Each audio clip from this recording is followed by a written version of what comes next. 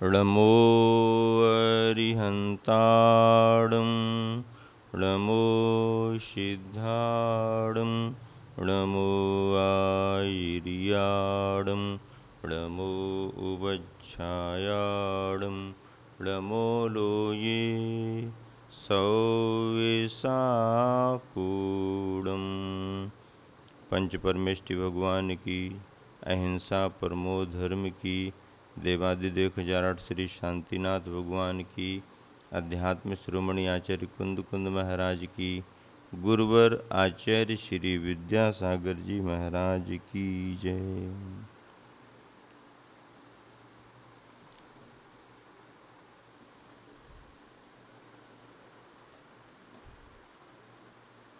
सुनीति शतक में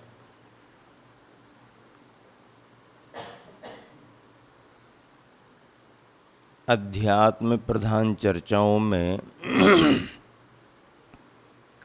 गुरुवर आचार्य श्री ये भाव प्रकट करते हैं कि अध्यात्म का जीवन आचरण से संबंध रखता है।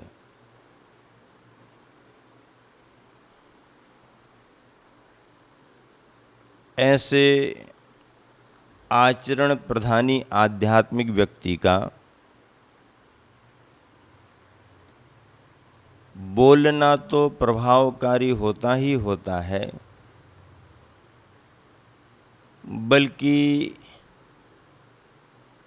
उनका मौन रहना भी प्रभावकारी होता है।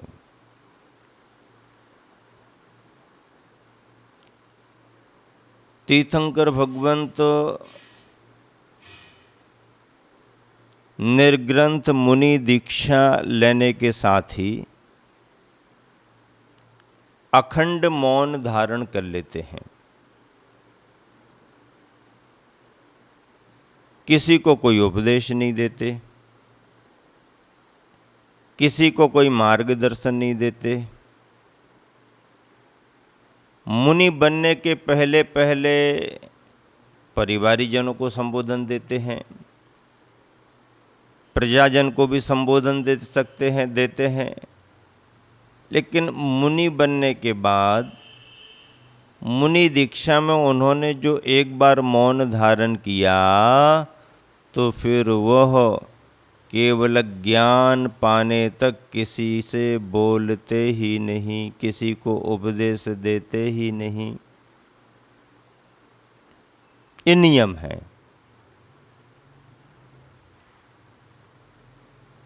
उपदेश नहीं देते हैं तो उनका प्रभाव कैसे बढ़ेगा? बोलते नहीं हैं तो लोग उनसे प्रभावित कैसे होंगे?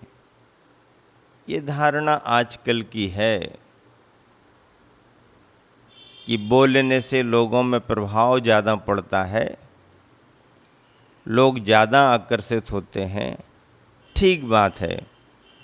प्रथमतः परिचय यहीं से प्राप्त होता है। कैसा बोलते हैं, क्या बोलते हैं, चर्चा में कैसा समाधान करते हैं, किस तरह से उत्तर देते हैं, ज्ञान कैसा है, कितना है, बातचीत का तरीका क्या है, बातचीत में किस तरह की प्रस्तुति करते हैं, ये प्रथमतः पहचान बनने के बिंदु हैं।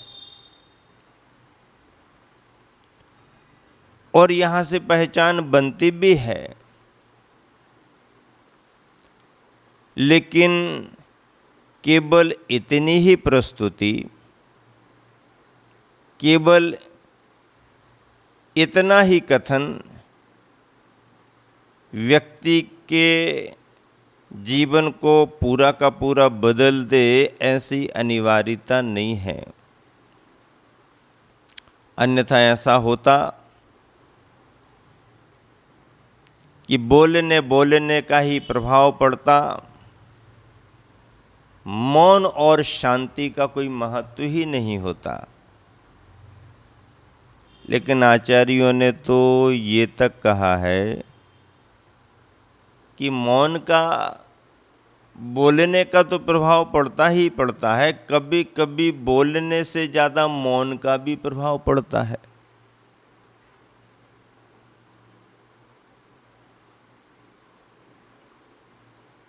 बिना बोले उपदेश दे रहे, भव्यों को इस बपुसा से।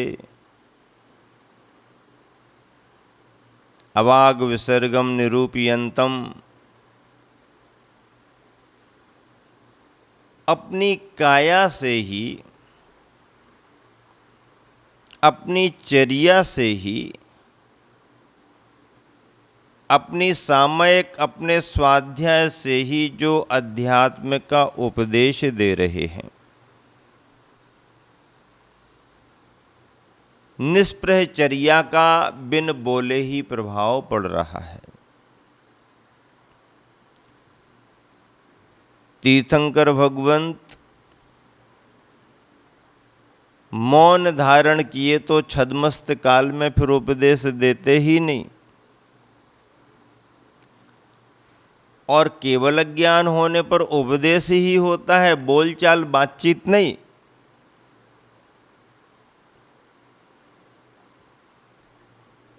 जिनका जीवन अंतरंग आध्यात्मिक साधना से जुड़ा हुआ है,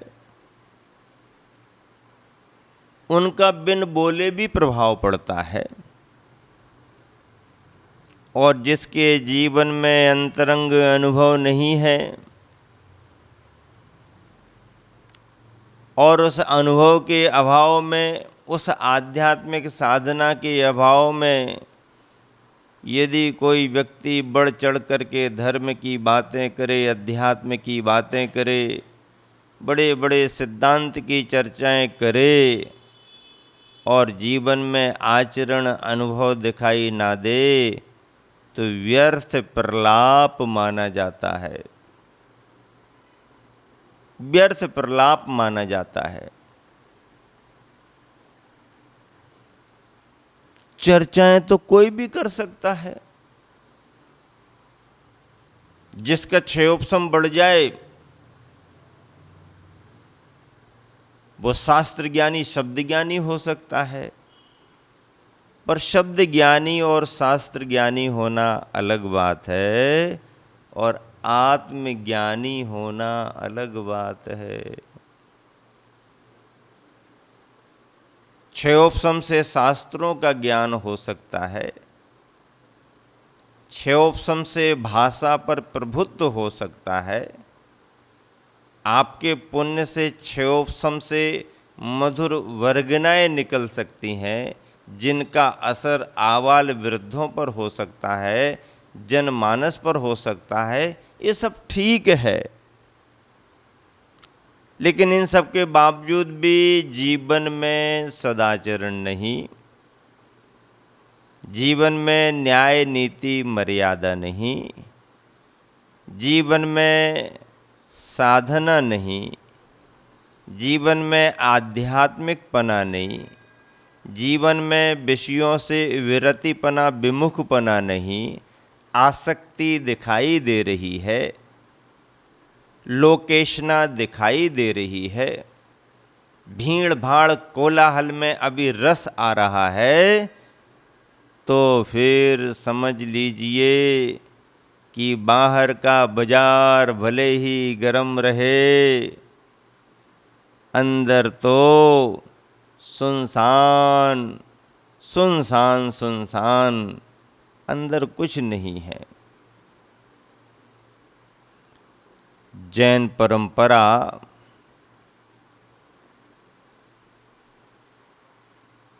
यथा योग्य बाहर को महत्व तो देती ही देती है, लेकिन अंतरंग के उपादान को ज़्यादा महत्व देती है। अंतरंग के अनुभव को ज़्यादा महत्व देती है।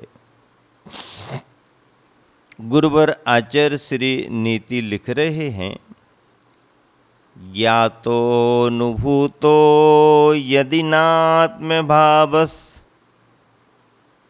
चेतस्य चर्चां कुरुते तपस्वी।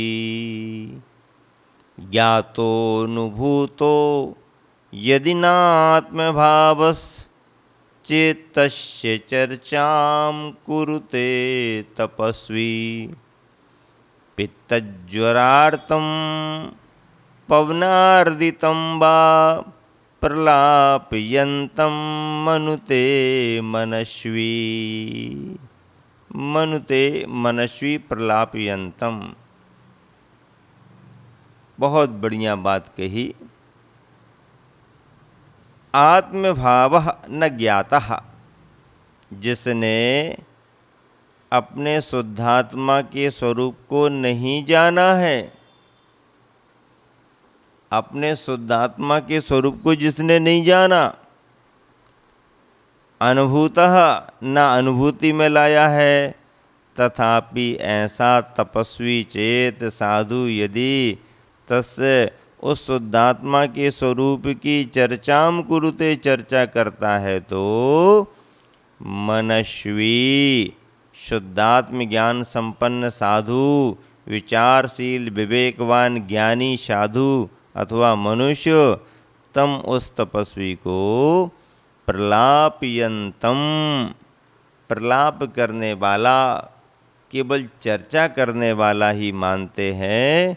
पित्तज्वरार्तम पित्त ज्वर से पीड़ित अथवा पवनार्दितम वायु रोग से पीड़ित, ऐसा उस व्यक्ति को मानते हैं। क्योंकि जो व्यक्ति पित्त के प्रकोप में आ जाए तो उस पित्त के असर में पता नहीं वह क्या क्या कहने लगता है। पित्त के प्रभाव में आकर के वह पता नहीं क्या क्या कहने लगता है। यहाँ तक कि कहें कुछ का कुछ बकने लगता है। कहने में और बकने में अंतर तो आप समझते ही हैं। कहना अलग होता है और बकना अलग होता है। एक सम्यक वक्ता उपदेशक होता है और एक यद्वा तद्वा बकता रहता है, यहाँ वहाँ की बातें करता रहता है। तो वक्तृत्व का वक्ता अलग है और यद्वा तद्वा बकने वाला वक्ता अलग है।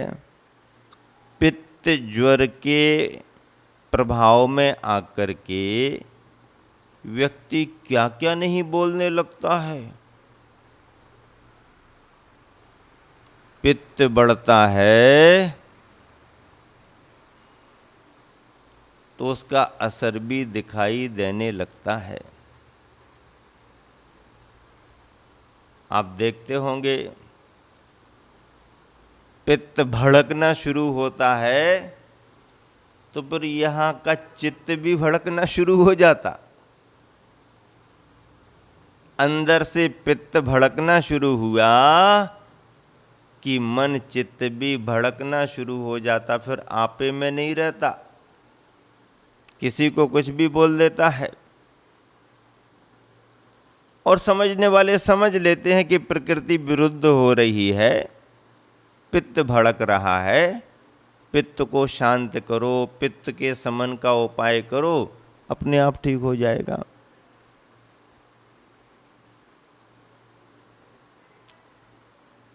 पवनार्दितम वायु रोग से पीड़ित, सन्निपात जैसे रोग से पीड़ित। वायु विकार यदि किसी मनुष्य को हो गया तो वायु का असर भी उस व्यक्ति को नियंत्रण से बाहर कर देता है।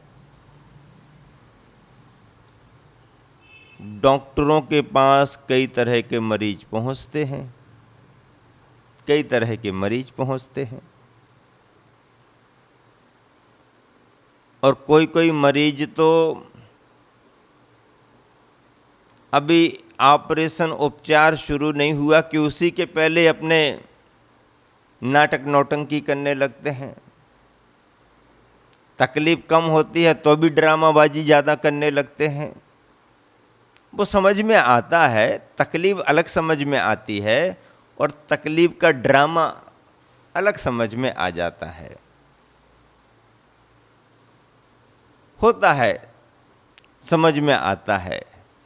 तकलीफ की वास्तविकता तो मालूम हो ही जाती है, लेकिन तकलीफ को बड़ा चढ़ा करके दिखाने के लिए जो एक्टिंग की जाती है, जो ड्रामाबाजी की जाती है, जिसे नाटक नौटंकी भी कई लोग कह देते हैं, वो अलग समझ में आता है। डॉक्टर के पास भी कई तरह के मरीज पहुंचते हैं और डॉक्टर ने फोड़े पर हाथ नहीं रखा कि उछलने लगते हैं, कुछ का कुछ बोलने लगते हैं। कभी कभी तो डॉक्टरों को हाथ पैर भी लगाने लगते हैं। डॉक्टर भी समझता है ठीक है, ये नहीं कर रहा है, इसकी बीमारी कर रही है और मैं बीमारी को ठीक करता हूँ। तो डॉक्टर उन सब स्थितियों को जानते समझते हुए, उसके हाथ पैर के चलाते हुए भी, डॉक्टर को भी कभी पैर मार देता, कभी हाथ मार देता, तो उसके बावजूद भी डॉक्टर अपने कार्य को बड़ी कुशलता से संपन्न कर देता है। और जब ऑपरेशन सफल हो जाता है, जब उसका रोग ठीक कर दिया जाता है, फोड़ा वगैरह ठीक कर दिया जाता है, तो फिर वह सामान्य स्थिति में आकर के, अरे डॉक्टर साहब ऐसा कह दिया, अरे डॉक्टर साहब ऐसा कर दिया, ऐसा हो गया, वैसा हो गया, क्षमा करो, सॉरी सॉरी, ऐसा करने लगता है। तो डॉक्टर भी कहता है कि जिसने ऐसा कराया मैंने उसी को निकाल के बाहर कर दिया।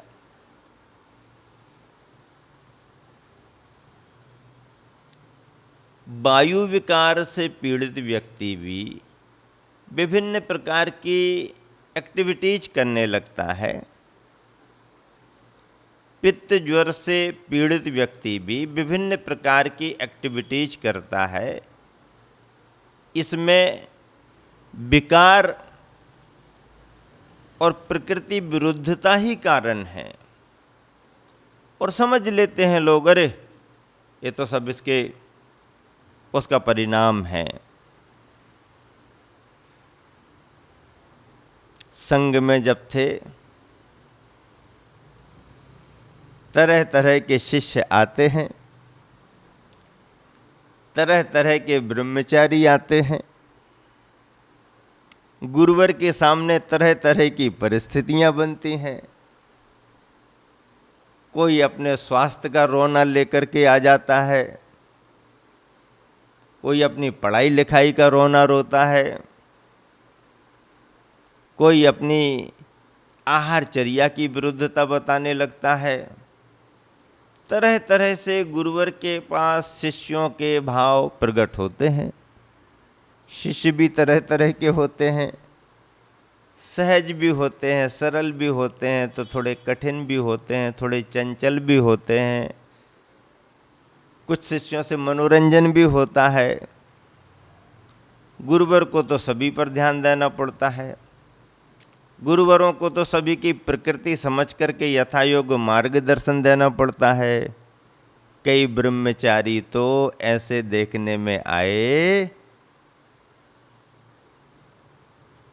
कि जिन्हें अंदर से असुविधा कुछ नहीं है, लेकिन असुविधा परेशानी ऐसी प्रकट करेंगे जैसे बहुत परेशान है।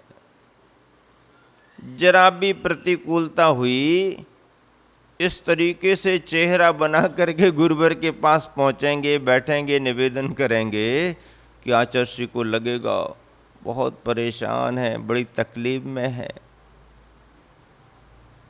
मनोविज्ञानी गुरुवर आचार्य भी बहिरंग के साथ अंतरंग के भावों को भी पकड़ लेते हैं, समझ लेते हैं कि मामला क्या है, कितना सही है, कितना बढ़ चढ़ के दिखाया जाने वाला है, चलता है।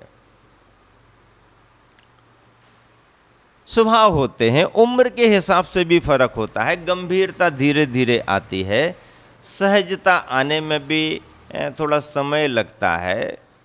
और वैसे भी कहते हैं कि उम्र भले बढ़ जाए, ज्ञान भले बढ़ जाए, लेकिन सही समझ और सही सूझबूझ तो अक्ल की डाँड़ आने में ही आती है।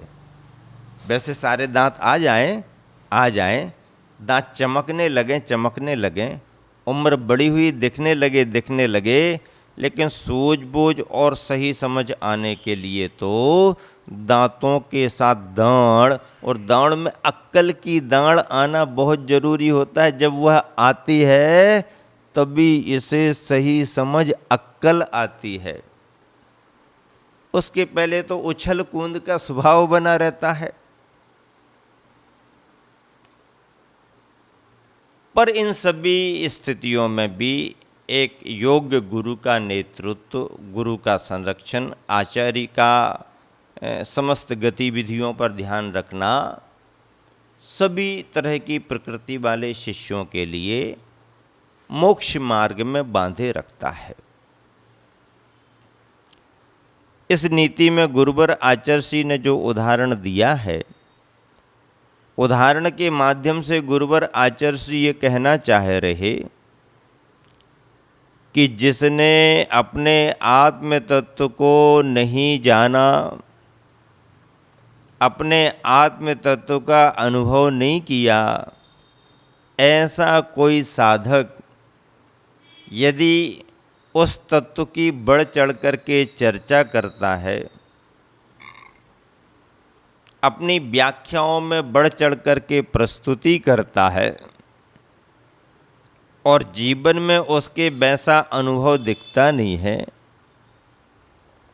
उस ज्ञान वार्ता को उसने समझा नहीं, उस ज्ञान वार्ता का उसे अनुभव नहीं, अंतरंग के आत्म तत्व का स्वरूप क्या है, आत्मा किस तरह के अनुभव को लेकर के चलती है, अपनी आत्मा का अनुभव ना किया हो किसी ने,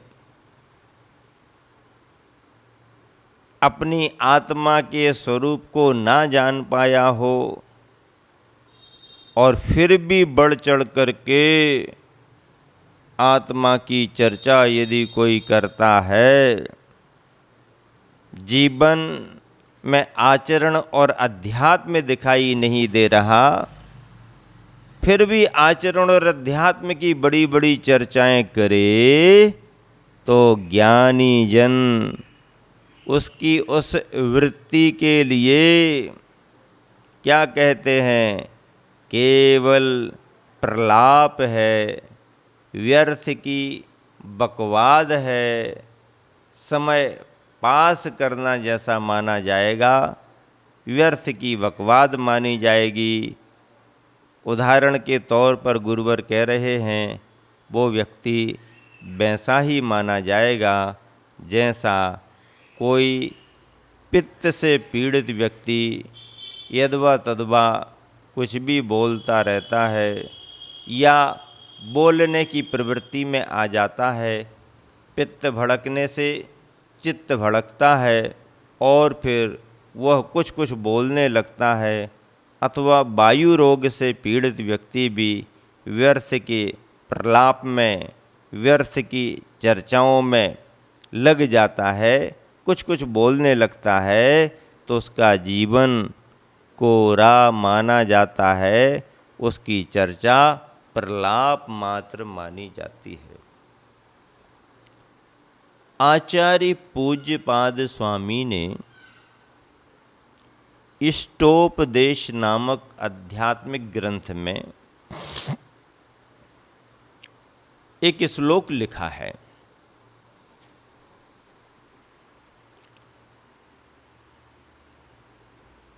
गुरुपदेशादभ्यासात्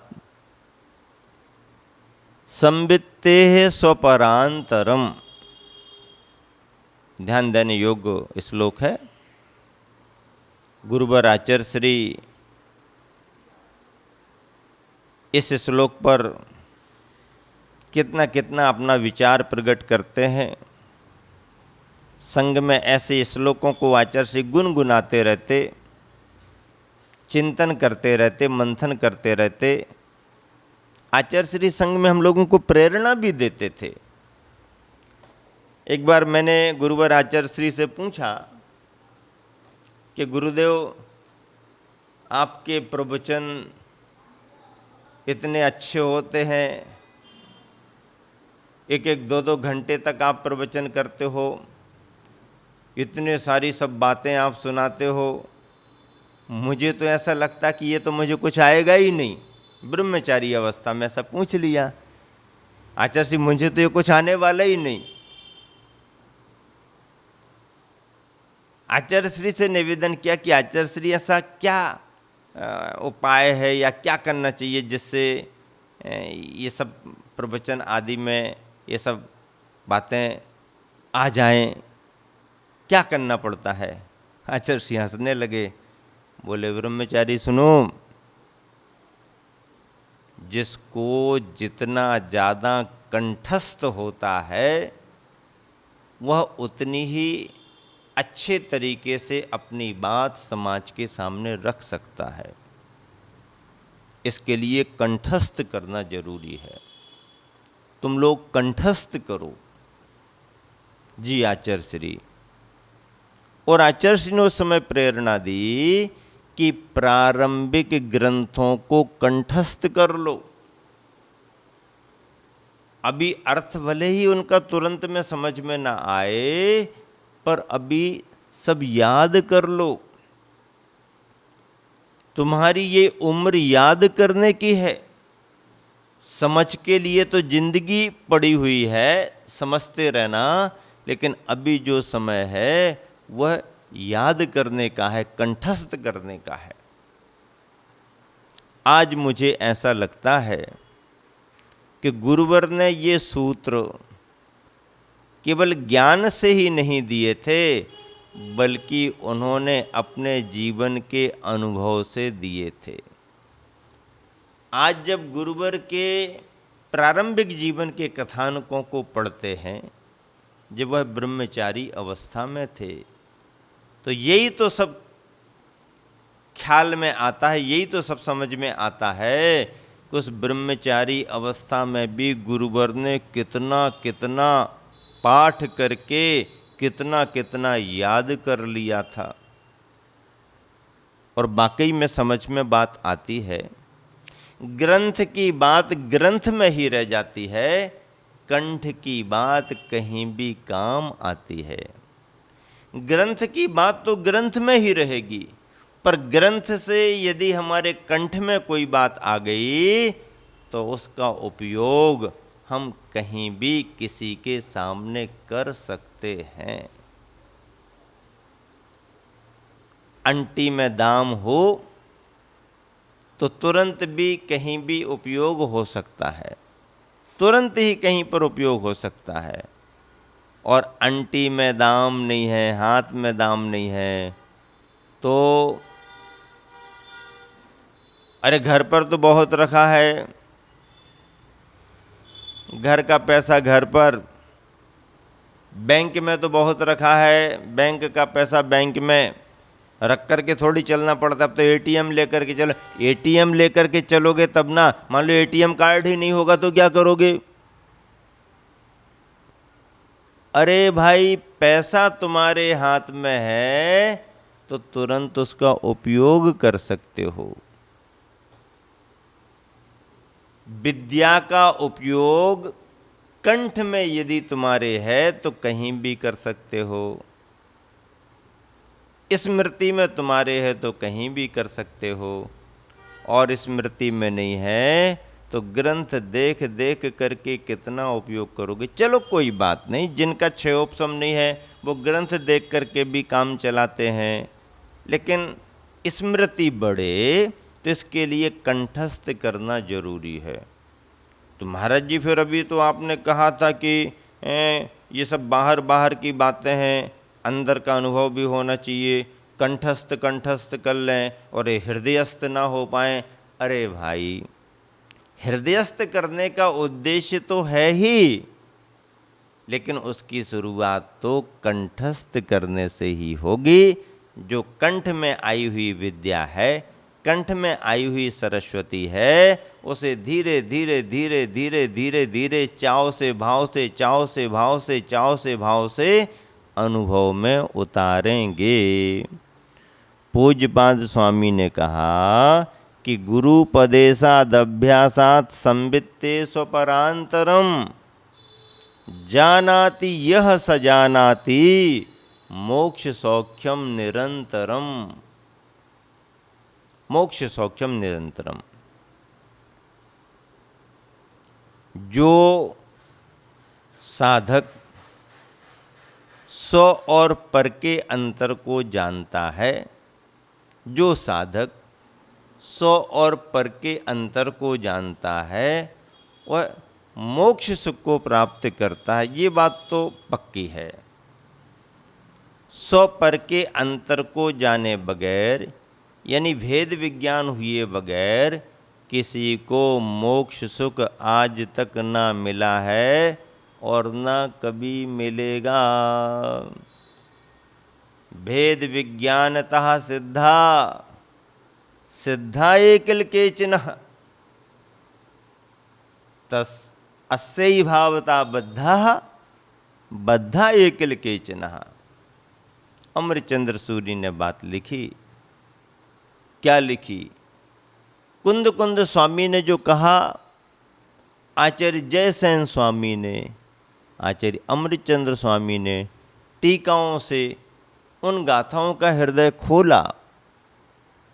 क्या कह रहे हैं कि आज तक जितने भी सिद्ध हुए हैं, वह सब भेद विज्ञान के बल पर ही सिद्ध हुए हैं। और आज तक जो सिद्ध नहीं हो पाए हैं, वह भेद विज्ञान का अभाव होने के कारण ही नहीं हो पाए हैं। सिद्धि का कारण भेद विज्ञान है, स्व पर का अंतर है, अपने पराये का बोध है। और ऐसा ज्ञान करने के लिए उपाय क्या है?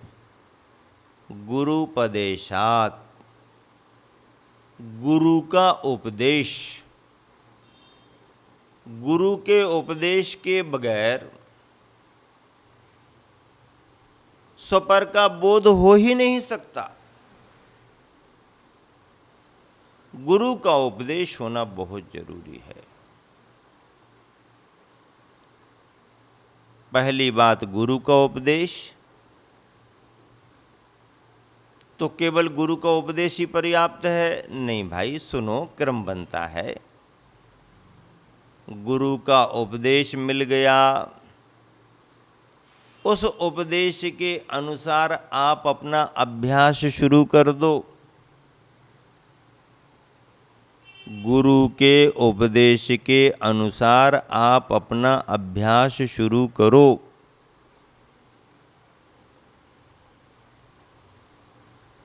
अभ्यास में कमी रह जाएगी, बात आगे नहीं बढ़ेगी।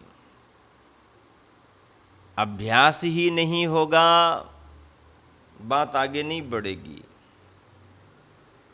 अभ्यास में कमी नहीं, अभ्यास करो और पूरा अभ्यास करो।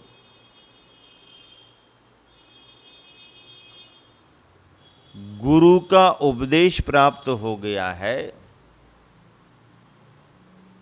गुरु की बात को आपने ध्यान से सुना है, अच्छे से भली भांति समझ लिया है, स्मृति में अवधारणा का विषय बना लिया है, तो फिर अभ्यास करना शुरू कर दो। अभ्यास करने से क्या होगा? अभ्यास करने से अंतर के अनुभव में उतरने की स्थिति बनेगी। तीसरा बिंदु, इष्टोपदेश के उस श्लोक में आया है, संवित्तेह गुरुपदेशात् अभ्यासात् संवित्तेह। पहला बिंदु उपदेश, दूसरा बिंदु अभ्यास और तीसरा बिंदु संवित्ति अर्थात अनुभव। उपदेश मिला, अभ्यास में लाओ, अभ्यास करने लगे तो अनुभव में उतरो। अनुभव में उतरने की जरूरत है। अभ्यास जिस समय तुम्हारा अनुभव बनेगा उसी समय तुम्हें आनंद की प्राप्ति होने लगेगी। अभ्यास को अनुभव बनाओ और अनुभव से अपनी आत्मा के आनंद को पाओ। पहली बात तो ये है, गुरु का उपदेश मिलना ही बहुत दुर्लभ है। धन कन कंचन राज सुख सबई सुलभ कर जान। थोड़े से पुण्य योग से, थोड़े से पुरुषार्थ से ये सब फिर भी मिल सकते हैं। और संसार में इनका मिलना एक बार क्या कई बार भी हो चुका है। अनेकों बार मिल भी चुके हैं, छूट चुके, मिल चुके, छूट चुके, मिल चुके, छूट चुके। लेकिन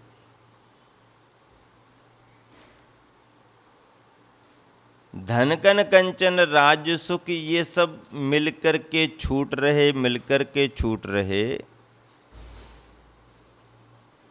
बड़ा महत्व नहीं है। हालांकि इनका महत्व है, जिसको नहीं मिला है उसके लिए महत्व है, सभी को नहीं मिल पाता है इसलिए महत्व है, चाहने पर भी सभी को नहीं मिलता इसलिए महत्व है। महत्व तो है क्योंकि पुण्य का योग है, पुण्य का योग सभी को नहीं बनता। पुण्य योग से ही ये दुर्लभताएं मिलती हैं, लेकिन फिर भी पुण्य के योग से संसारी प्राणी इन्हें प्राप्त कर लेता है। पर दुर्लभ है संसार में एक यथार्थ ज्ञान। यथार्थ ज्ञान संसार में अत्यंत दुर्लभ है। यथार्थ ज्ञान गुरुओं से ही मिलता है, ज्ञानी गुरुओं से ही मिलता है।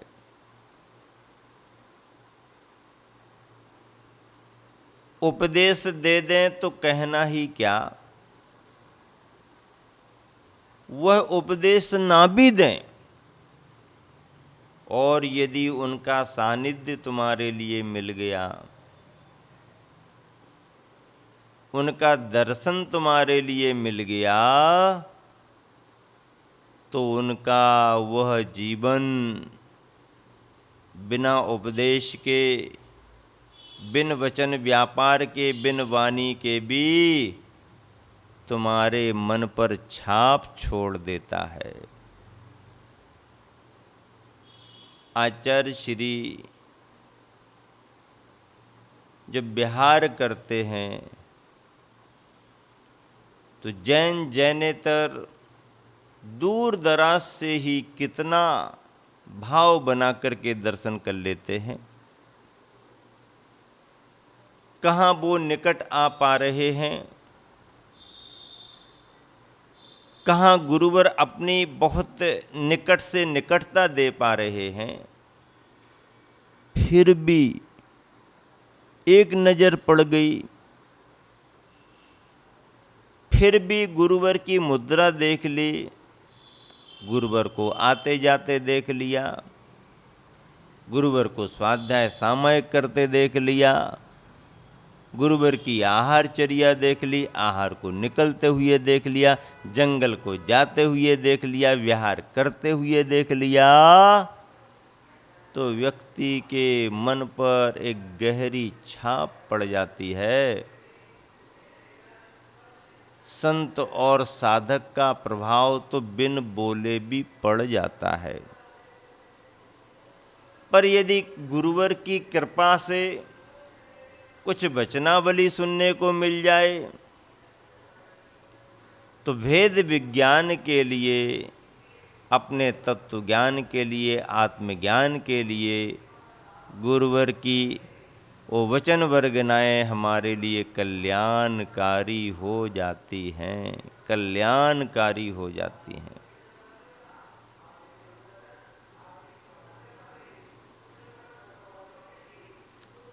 और ऐसे गुरु के उपदेश से अपनी निजात्मा का तत्व स्पष्ट प्रतिभासित होने लगता है। इसीलिए कहा है गुरुपदेशादभ्यासात् संवित्तेः स्वपरांतरम। वेद विज्ञान के लिए गुरु का उपदेश होना जरूरी है।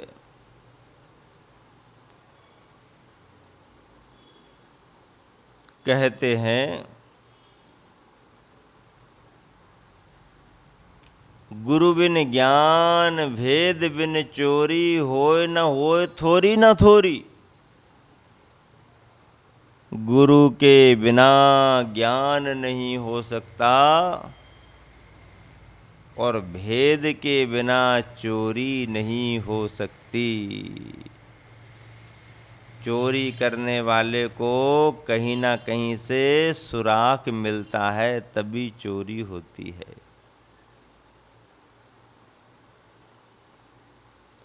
और इस साक्षात गुरु मिल जाए तो उनका तो कहना ही क्या है।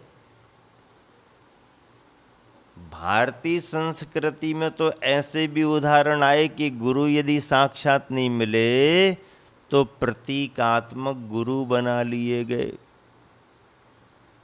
प्रतीकात्मक गुरु बना लिए गए। एकलव्य के लिए गुरु से शिक्षा नहीं मिली,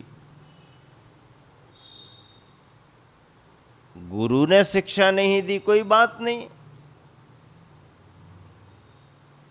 क्योंकि गुरु को यह ज्ञान था कि मैं जो विद्या सिखाऊंगा उसका दुरुपयोग ना कोई करे। क्षत्रिय पुत्र तो संकल्पबद्ध रहते थे कि जो भी विद्या सीखेंगे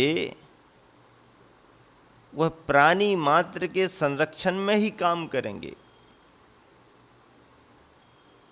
अन्याय और अनीति से दूर रहेंगे। लेकिन जंगल में रहने वाले किरात भील, उस एकलव्य का क्या भरोसा, उसमें अभी संस्कार नहीं है। और यदि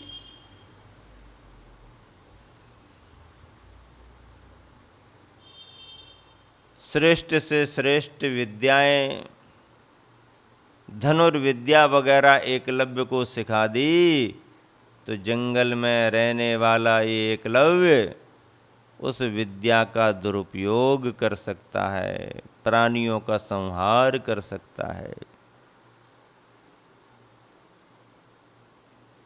उसमें वो संस्कार अभी नहीं आए हैं, इसलिए द्रोणाचार्य गुरु ने उसे शिक्षित करने के लिए मना कर दिया। बाकी गुरु तो करुणावंत होते हैं, गुरुओं की तो कृपा सभी पर होती है। अच्छे को अच्छा बना दें इसमें क्या विशेषता है, बुरे को अच्छा बना दें इसमें कुछ विशेषता मानी जाएगी। संस्कारी को और ज़्यादा संस्कार दे दिए, ठीक है, ये तो है ही, होता ही है।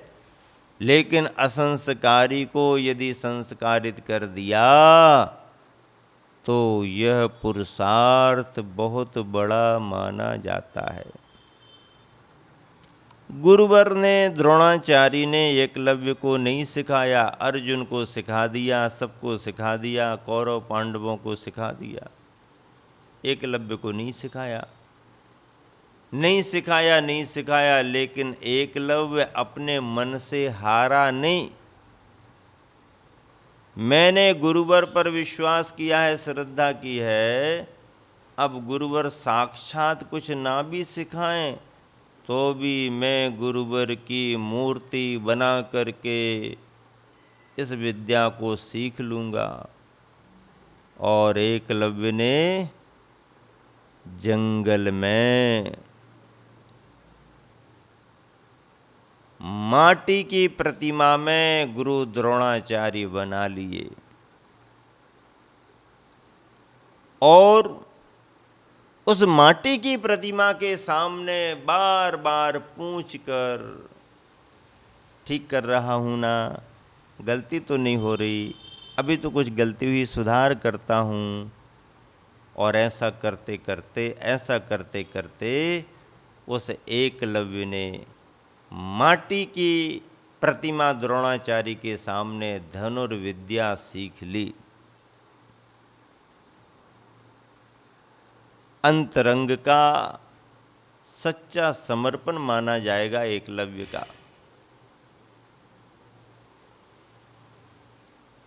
और उसके उसी समर्पण ने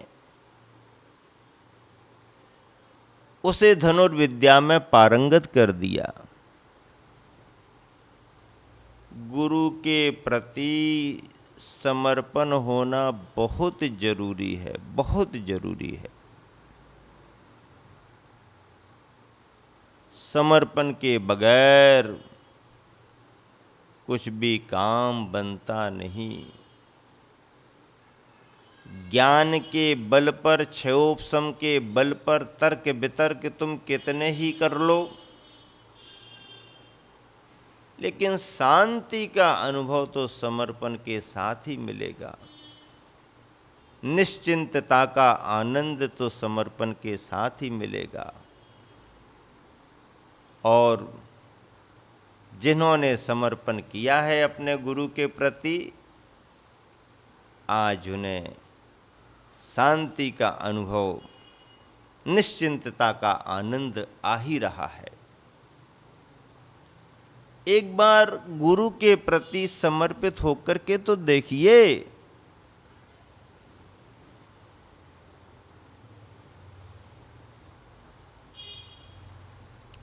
समर्पण सहज नहीं है, तर्क वितर्कों को हटाना पड़ता है, हृदय के परिणामों को खुला रखना पड़ता है।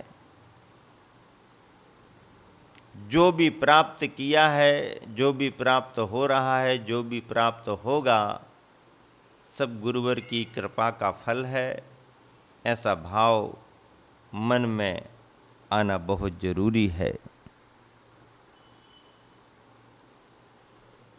और इसीलिए समर्पण की महिमा विशेषता को बतलाते हुए पंक्तियां लिखी गईं कि नदी की अपनी कोई आशा नहीं होती,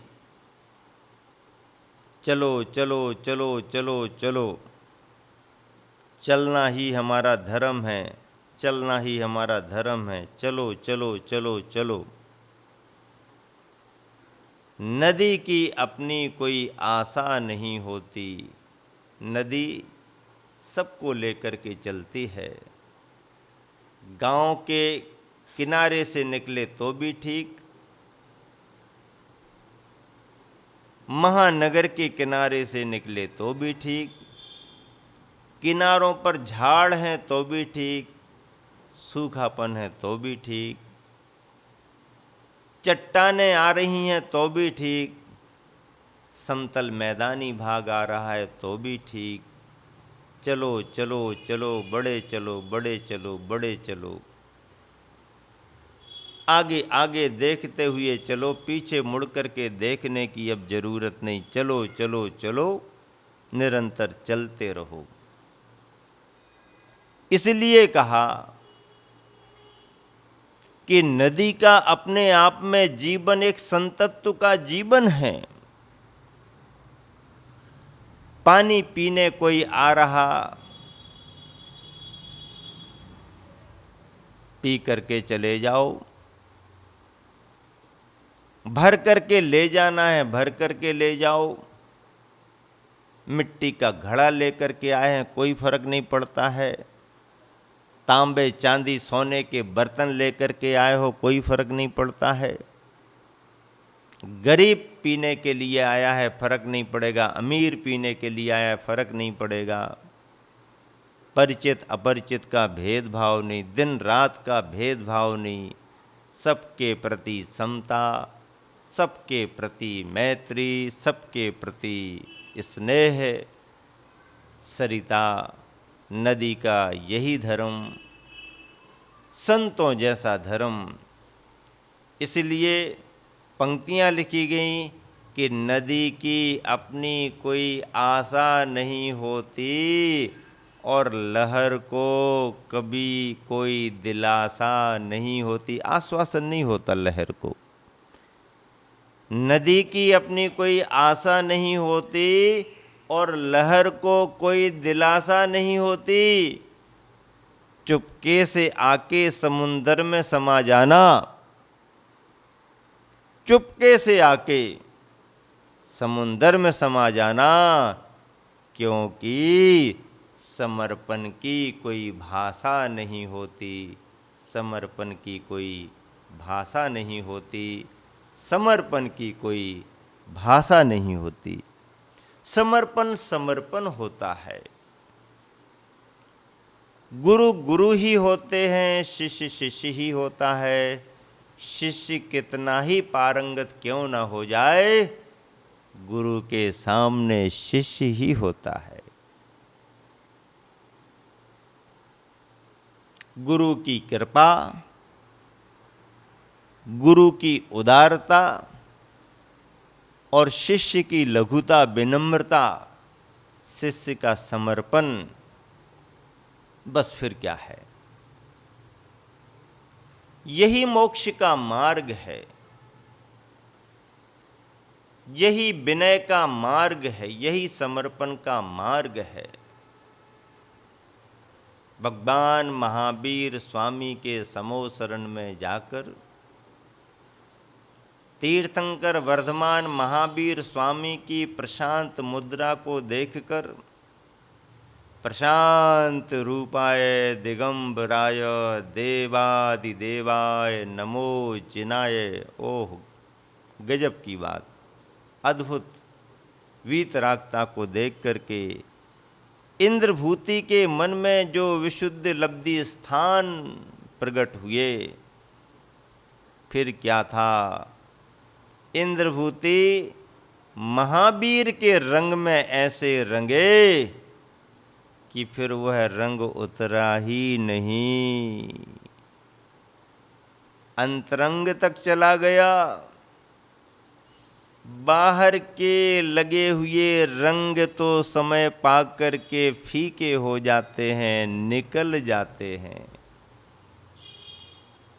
और कई बार बाहर के रंग बदरंग जैसे हो जाते हैं, लेकिन जो रंग अंतरंग में लग गया है वह फिर कभी फीका नहीं होता, वह रंग फिर कभी उतरता नहीं। घुल मिल गए, एक मेकपना आ रहा है, अंतरंग का अनुभव एक मेघपने को लेकर के हो रहा है। और इंद्रभूति नहीं आए तो नहीं आए, और आए तो फिर ऐसे आए कि आने के बाद फिर गए ही नहीं।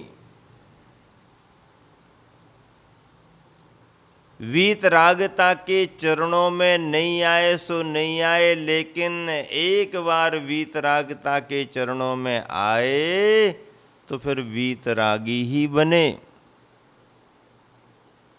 महावीर भगवान की उस प्रशांत मुद्रा को पहली बार इंद्रभूति ने जब देखा तो देखते ही रहा।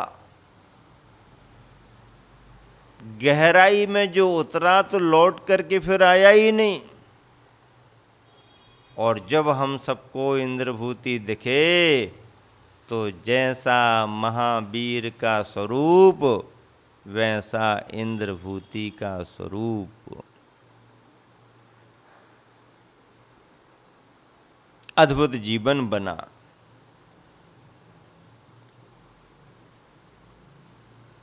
ऐसा जीवन प्रभु की कृपा से इंद्रभूति को मिला। कहते हैं प्रभु की कृपा, कहने में आता है। योग था, इंद्रभूति का उपादान था, और फिर गुरु की कृपा से एक शिष्य को मिलता है। साधारण सा एक शिष्य भी गुरुवर की अपूर्व कृपा को पाकर के अपने जीवन में ही गुरुता के गुणों को प्राप्त कर लेता है। उसी बात को पूज्यपाद स्वामी ने कितने अच्छे ढंग से इष्टोपदेश में प्रस्तुत किया है कि वेद विज्ञान के लिए गुरु का उपदेश होना जरूरी है। गुरु का जो तुम्हारे लिए उपदेश मिल गया तो फिर उसका अभ्यास करना जरूरी है। और अभ्यास यदि तुम करने लगे हो तो अभ्यास के साथ साथ संवित्ते शब्द दिया है। इसका मतलब है उस अभ्यास को अपनी अनुभूति का विषय बनाओ, आत्मा की अनुभूति में लाओ, क्योंकि आत्मा की अनुभूति ही हमें आनंद को देने वाली होती है। आनंद का मूल स्रोत आत्मा का अनुभव है। गुरुवर आचार्य श्री ने इस नीति को पद्यानुवाद के द्वारा और अच्छे तरीके से सजाया है, संवारा है। गुरुवर की ही पंक्तियां हैं। बिन करनी कथनी में रत है, बिन करनी कथनी में रत है, तापस का भ्रम भाव रहा। बिन करनी कथनी में रत है, तापस का भ्रम भाव रहा। ज्ञात नहीं अनुभूत नहीं क्या, ज्ञात नहीं अनुभूत नहीं क्या, सुचितम आत्म भाव रहा, सुचितम आत्म भाव रहा। उदाहरण भी देते हैं। पित्त कोप से ज्वर पीड़ित या, पित्त कोप से ज्वर पीड़ित या, सन्निपात का वह रोगी। पित्त कोप से ज्वर पीड़ित या, सन्निपात का वह रोगी। जैसा प्रलाप करता रहता, उसे मानते बुध योगी, उसे मानते बुध योगी। गुरुवर आचार्य श्री अपने पद्यानुवाद में कह रहे हैं, बिन करनी, यदि कोई कथनी में रत है, आचरण तो करता नहीं है, केवल चर्चाएं करता रहता है, तो ऐसा वो चाहे गृहस्थ हो चाहे साधक तपस्वी हो, वह क्या है कि बिन करनी कथनी में रत है, तो तापस का भ्रम भाव रहा। ऊपर ऊपर से कुछ कर रहा है, अंदर से कुछ भी नहीं कर रहा। तो ऐसा साधक अथवा गृहस्थ, उसका भ्रम है कि मैं कुछ कर रहा हूँ, ऊपर ऊपर से कर रहा है, अंदर अंदर से कुछ नहीं कर रहा। ज्ञात नहीं अनुभूति क्या है, उसे अभी अंतरंग के तत्व का अनुभव ही नहीं है, अनुभूति में वो उतरा ही नहीं है।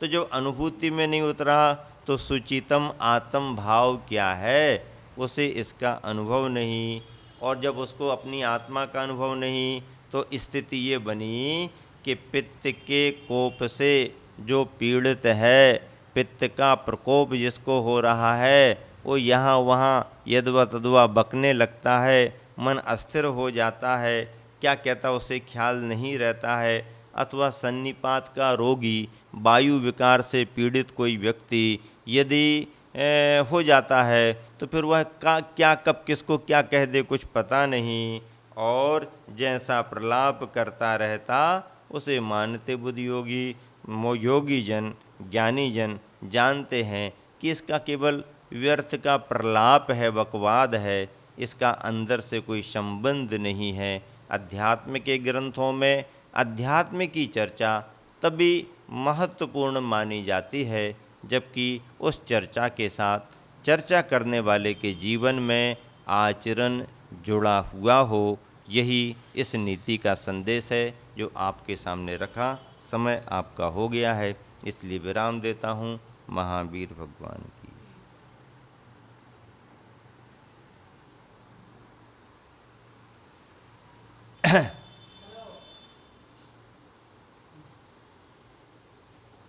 परिहंताड़ं णमो सिद्धाड़ं णमो आयिर्याड़ं णमो वज्झायाड़ं णमो लोजे सव्यसाहूड़ं।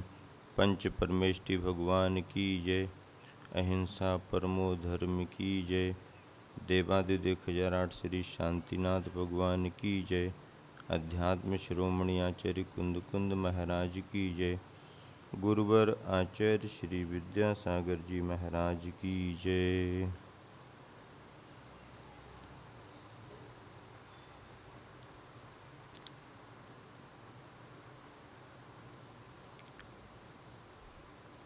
गृहस्थ का जीवन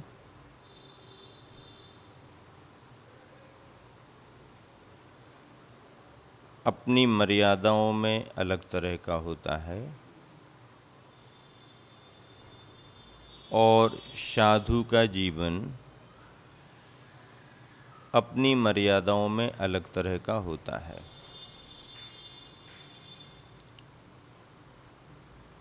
गृहस्थ सामान्य माना जाता है, गृहस्थी वाला रहता है, परिवार को चलाने का दायित्व रहता है, तमाम द्वंद्व और दुविधाएं उसे घेरे रहती हैं, आरंभ परिग्रह से भी जुड़ा रहता है।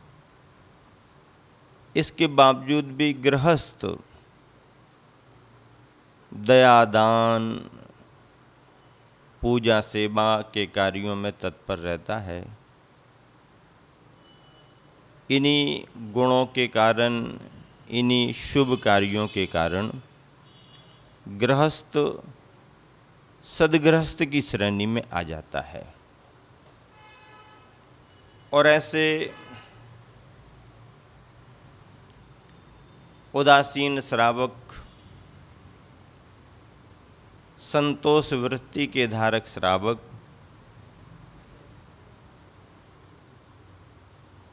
श्रावकों में आदर्श की कोटि में आने लगते हैं। लेकिन साधु का जीवन तो इन सब से ऊपर उठा हुआ होता है। साधु साधु ही होता है। साधु शब्द का अर्थ ही अच्छा है। साधुवाद, साधुवाद, साधुवाद, साधु साधु साधु साधु साधुवाद एक अच्छी भावना का शब्द है। साधु शब्द में शुभ और अच्छेपन का संबोधन है। गृहस्थों में से निकल करके ही साधु बनते हैं। गृहस्थी को स्वीकार करने के बाद गृहस्थी का त्याग करके बनते हैं, और बहुतायत गृहस्थी को स्वीकार किए बगैर भी साधु बनते हैं। मार्ग दोनों हैं। गुरुवर आचार्य श्री ने अपनी नीतियों में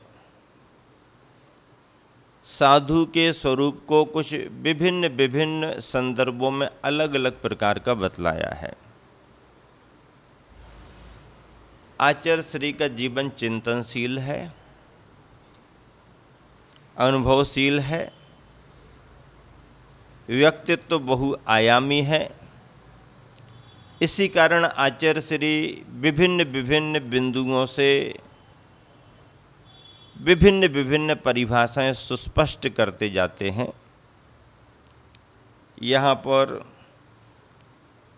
एक साधक को, एक मुनि को, एक योगी को, एक साधु को गुरुवर आचार्य श्री अपनी नीति में विभिन्न स्वरूपों में प्रस्तुत कर रहे हैं। आप देखें, ध्यान से सुने। नीति है, गौश्चर्यया पाप ततौच मौनो, गौश्चर्यया पाप ततौच मौनो, पृष्ठोप्य मौनो निज धर्म हानौ, भीतोस्ति लोकैषणतोप्य भीतो, दुःखोपसर्गेषु विविक्त धर्मैः। चर्यया गौ, जो सामान्य चर्या से अथवा अपनी आहार चर्या से गौ, गाय के समान स्वभाव को धारण करते हैं। पहली बात गुरुवर बता रहे हैं साधक के लिए कि जो अपनी चर्या गौ के समान स्वभाव को धारण करके करते हैं। इसका मतलब क्या है? चर्या में गौ का स्वभाव क्या होना? गाय संतोष वृत्ति को धारण करती है। भाग्य पर भरोसा करके चलती है।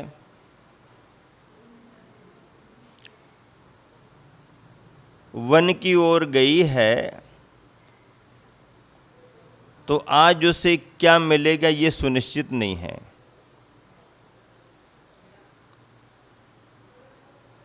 लेकिन मिलेगा, कुछ ना कुछ तो मिलेगा, और जो मिला उसे वह ग्रहण कर लेती है।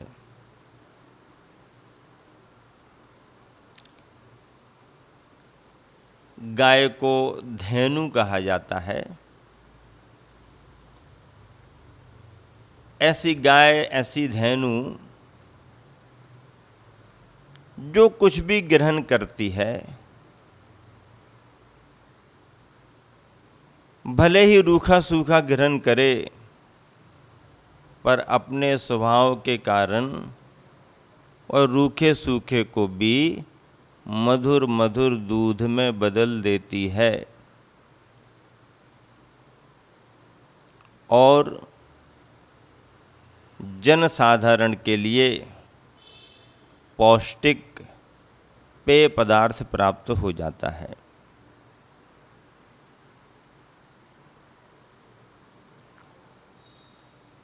गुरुवर आचार्य श्री ने अपने विचारों में, प्रवचनों में इस भाव को कई बार प्रकट किया।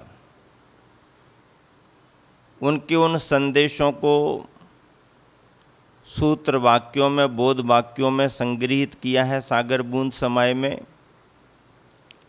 आचार्य श्री कहते हैं, अरे रूखा सूखा खाकर के भी गाय कितना मधुर मीठा दूध प्रदान करती है, तो फिर हम सबके लिए भी क्या करना चाहिए? और गाय की विशेषता तो सबसे बड़ी ये है कि माँ का दूध तो बच्चे को 2-4 साल ही मिलता है। 1-2 साल ही मिल जाए तो बहुत हो जाता है, लेकिन गाय का दूध तो जब तक गाय रहती है तब तक सभी के लिए मिलता रहता है।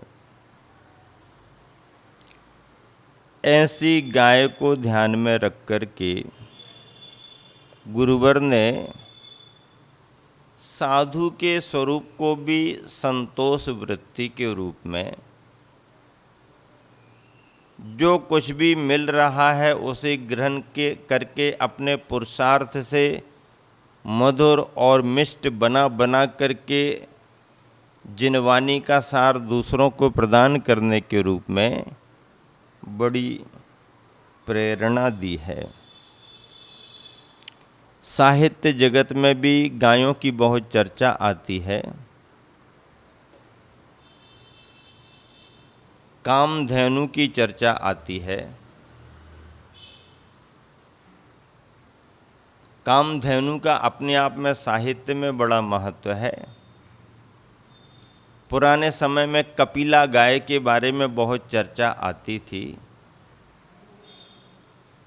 अभी तो कपिला गायें दिखती नहीं हैं। कान्हा कृष्ण कन्हैया की चर्चा तो गायों से हमेशा जुड़ी ही रही है। कन्हैया के इर्द गिर्द गायें सहज विभोर भावों से आती रहती।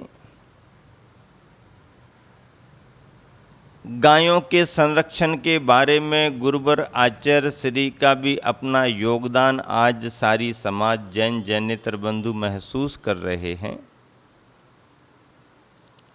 गिर गाय की अपनी एक विशेष नस्ल है। गिर गाय को भी बहुत बड़ा संरक्षण मिल रहा है। गाय कोई भी हो, धरती पर गाय का महत्व है। और आचार्य श्री के इस अभियान में गौवंश के संरक्षण में विभिन्न विभिन्न स्थानों पर विशेष गौशालाएं खुलवाने के रूप में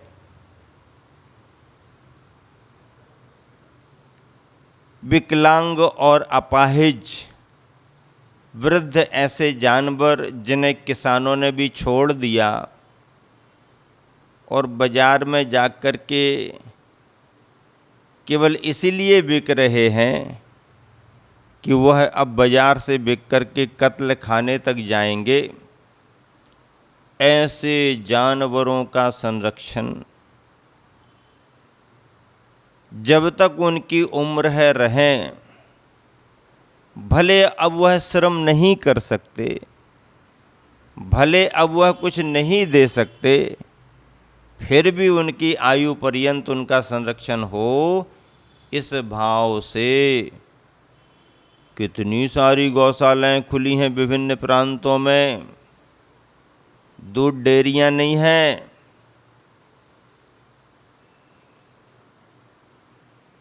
शुद्ध दूध पाने योग्य गायों का संरक्षण अलग है, लेकिन जो गाय अब दूध देना बंद कर दी हैं, वृद्ध हैं, बीमार हैं, बैल बूढ़ा हो गया है, अब उससे कुछ काम नहीं होता, ऐसे पशुओं के लिए, ऐसे निरीह जानवरों के लिए गुरुवर आचार्य श्री ने इस युग में एक क्रांतिकारी संरक्षण दिया है। हम लोगों ने भी गुरुवर के इन्हीं आशीर्वादों को आगे बढ़ाते हुए गौशालाओं में बहुत योगदान दिया है। कई बार तो जैनेतर बंधु इस योगदान से इतने प्रभावित होकर के बोलने लगते हैं कि गुरुदेव इतना जो आप कर रहे हो ये बहुत बड़ा कार्य है आपका। हमारे आचार्यों ने भी गाय की महिमा को शास्त्रों में कुछ इस तरह से बतलाया, यह श्री सा ग, जो भी लक्ष्मी है वो गाय ही है। और इसलिए भारत में गाय को गौ माता, माँ का दर्जा दिया गया है। भारत को भारत माता का दर्जा तो दिया ही गया है। पूरी दुनिया में किसी भी देश को, किसी भी राष्ट्र को माँ का दर्जा नहीं दिया। संस्कृति देखो क्या कह रही है भारत की। दुनिया के किसी भी राष्ट्र को माँ का दर्जा नहीं दिया है, बल्कि भारतीय संस्कृति की ये देन है कि इस भारत को, अखंड भारत को भारत माता का दर्जा दिया हुआ है। भारत को माँ का सम्मान दिया गया है। बहुत बड़ी बात है, भारतीय संस्कृति की बात, गौरवान्वित करने वाली बात है। माँ जैसा सम्मान, अरे रास्ता चलते किसी भी नारी, किसी भी महिला को यदि माँ कह दिया जाए तो अपरिचित नारी, अपरिचित महिला भी धन्य धन्य हो जाती है। उसे आनंद की अनुभूति होने लगती है। ओहो, मुझे माँ का दर्जा दिया। हर नारी माँ बनने की कल्पना करती है। हर नारी के अंदर मातृत्व रहता है। नारी माँ बनती है, इसलिए नारी की पर्याय सार्थक हो जाती है। और जन्म लेने के बाद भी नारी यदि माँ ना बन पाए तो नारी पर्याय सार्थक नहीं मानी जाती है। नारी पर्याय की श्रेष्ठता और सार्थकता तो उसके माँ बनने में है। अरे सामान्य माँ बनने का इतना महत्व है तो तीर्थंकरों को जन्म देने वाली माँ का कितना महत्व नहीं होगा।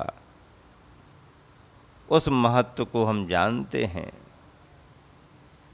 साधु के लिए भी गौ संवृत्ति धारण करने को कहा। एक सज्जन तो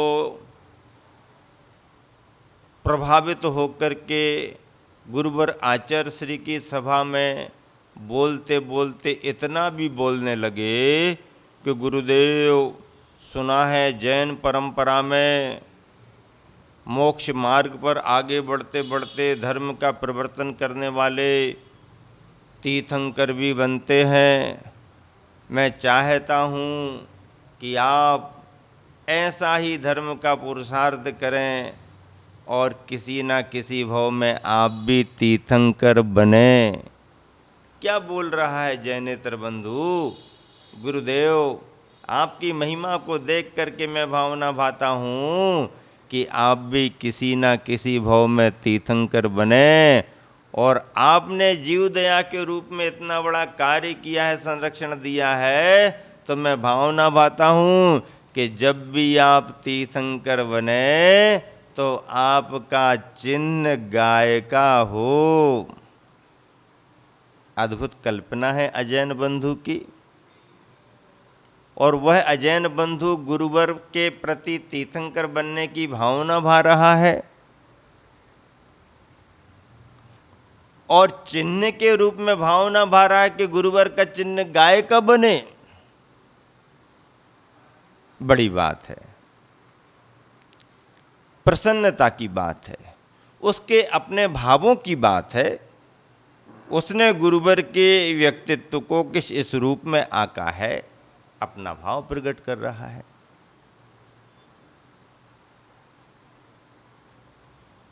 मां का दर्जा श्रेष्ठतम दर्जा माना गया है। माँ की महिमा भारतीय संस्कृति की महिमा है। क्या लिखा गया है? चर्या गौ, अपनी चर्या में साधक गौ के समान हो, धेनु के समान हो। बछड़े से गाय कितना स्नेह करती है, कितना दुलार करती है। स्वाभाविक दुलार होता है, कृत्रिम बनावटी नहीं। साधु भी अपने साधर्मी बंधुओं के प्रति, अपने शिष्य वर्ग के प्रति गाय जैसे बछड़े के प्रति दुलार करती है, वैसा स्नेह भाव रखे। धर्मी सो गोबच्छ प्रीत सम, सम्यक दर्शन का अंग है। और गाय की जब वृत्ति कही जा रही है तो गाय के सभी स्वभावों का ध्यान रखना पड़ेगा। स्वाभाविक स्नेह होता है उसका अपने वत्स के प्रति, बछड़े के प्रति। और सबसे बड़ी बात तो ये है कि साधु की चर्या में 5 प्रकार की वृत्तियों की चर्चा करते हुए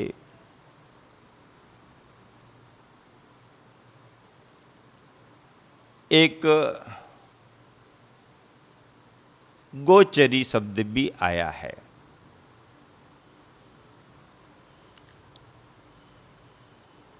भ्रामरी वृत्ति भी है, अक्षमृक्षण भी है,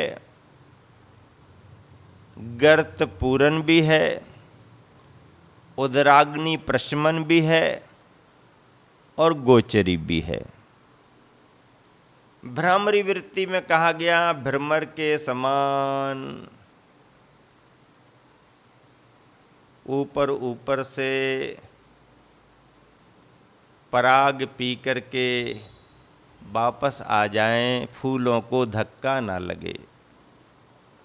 भ्रामरी वृत्ति है। अक्षमृक्षण, गाड़ी के चाक में रूखापन के कारण आवाज ज़्यादा ना आए, इसलिए कुछ चिकनाहट लगा दी जाए। तो चिकनाहट तैयार करने के लिए बहुत अच्छा कोई आयल नहीं लिया जाता है, बहुत अच्छे कपड़े नहीं लिए जाते हैं। फटे पुराने कपड़े और पुराना आयल वायल लेकर के कपड़ों को जला के राख बना करके तैयार करके उसके औंघन से उसको ठीक कर देते हैं। अक्षमृक्षण है। गर्त पूरन, जमीन के गड्ढों को भरना है, खेत में गड्ढों को भरना है। तो गड्ढों को भरने के लिए नक्काशीदार सुंदर सुंदर कलात्मक तरीके के पत्थर थोड़ी डाले जाते हैं। जो जैसे पत्थर मिल गए वैसे डाल दिए, गड्ढा भर दिया। गर्त पूरन है। उदराग्नि प्रशमन, कहीं पर आग लग गई है, बुझाने के लिए पानी की ज़रूरत है, तो कौन से पानी से बुझाएं, ऐसा विचार किया जाता क्या? क्यों? कौन से पानी से बुझाएं ऐसा विचार करते क्या? पीने वाला पानी? आजकल जो बिसलरी की बाटलें लेकर के चल रहे हो, वो बाटलें ला करके पानी उससे आग बुझाओगे क्या? फ्रिज वाला पानी निकाल करके लाओगे क्या? मटकों का ठंडा ठंडा पानी भर करके लाओ, ऐसा कहोगे क्या? नहीं, वहाँ तो जो जैसा सामान्य विशेष पानी मिले उससे अग्नि को बुझाना शुरू कर देते हैं। ठीक इसी तरह आहारचर्या में संत साधक अच्छे बुरे की कल्पनाएं नहीं करता है, क्षुधा निवृत्ति के लिए, उदर की भूख अग्नि को शांत करने के लिए जो भी मिला उससे अपना काम चला लिया। भ्रामरी हो गई, अक्षमक्षण हो गया, गर्त पूरन हो गया, उदराग्नि प्रशमन हो गया, और एक गोचरी। गोचरी का मतलब क्या है? गाय चरने के लिए जब जाती है तो बिना यहाँ वहाँ देखे अपने लक्ष्य पर केंद्रित रहती है। उसका जो लक्ष्य रहता है उसकी पूर्ति में वो लगी रहती है, और शांत भाव से सरलता की वो मूर्ति अपने उद्देश्य की पूर्ति करते हुए पेट भर लेती है। पेट भरने में यह भी ध्यान रखती है गाय कि जहाँ से भी घास निकाली जा रही है, घास को खाते समय ऊपर ऊपर की घास तो निकाल ली जाए, उसकी जड़ों को ना उखाड़ा जाए, जड़ से ना उखाड़ा जाए। संतोष वृत्ति को धारण करते हुए वो अपना पेट भर लेती है। गाय की इस वृत्ति को गोचरी कहते हैं। संत और साधकों के लिए भी उपदेश है कि वह आहारचर्या के लिए गया है तो शांत भाव से अपने लक्ष्य को ध्यान में रखकर संतोष वृत्ति को धारण करते हुए जितना आवश्यक है उतना लिया, शेष गृहस्थ का उसके पास ही रहेगा। लेता है अपने लिए आवश्यकता के अनुसार, लेकिन जड़ से लेकर के नहीं आता है। जितना जो कुछ भी है उसमें से जितना जो आवश्यक है उतना लिया और बाकी छोड़ देता है। इसे गोचरी कहा गया। पाप ततौ मौनः। दूसरा बिंदु है कि संत साधक जन